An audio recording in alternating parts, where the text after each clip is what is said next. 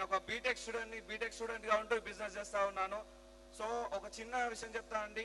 నేను ఈ బిజినెస్ లోకి రాకముందు మా సిచ్యువేషన్ ఎట్లుంటానంటే, చిన్నప్పటి సంది నేను ఫస్ట్ హ్యాండ్ బైక్ కూడా జొల్లే, second hand bike, third hand bike లో తిరిగిన వ్యక్తులు మేము.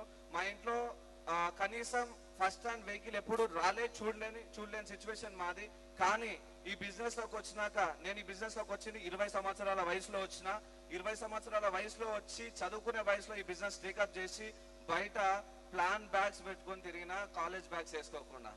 సో ఎందుకు ఇంత పడుతున్నా అంటే, ఒకటే అండి, నేను అనుకున్నది ఏంటంటే, ఈ రోజు ఇక్కడ నాతో పాటు చాలా మంది స్టేజ్ మీద నిలబడ్డారు. వేరే వేరే రంగాల నుంచి, వేరే వేరే సెక్టార్ల నుంచి వచ్చిన వాళ్ళు. వాళ్ళకి చాలా నాలెడ్జ్ ఉండొచ్చు, చాలా సర్కిల్ ఉండొచ్చు, చాలా వరకు ఉండొచ్చు. నాకు ఎటువంటి సర్కిల్ లేదు. నేను ఇంకో ఇంట్రోవర్ట్ ఉంటుండే, ఎవరితో మాట్లాడకపోతుండే. బిజినెస్ లో రాకముందు ఎవరితో ఎక్కువ పరిచయాలు లేవు.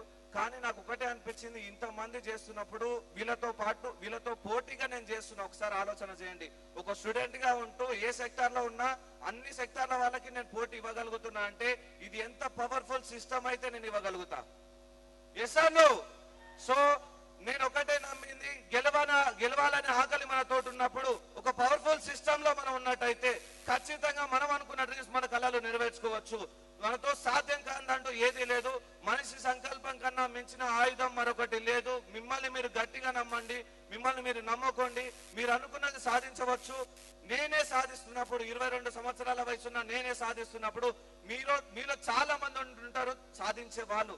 మీరు నమ్మితే, మిమ్మల్ని మీరు నమ్ముకుంటే ఖచ్చితంగా మీరు అచీవ్ చేయొచ్చు. So thank you so much. Wish you well.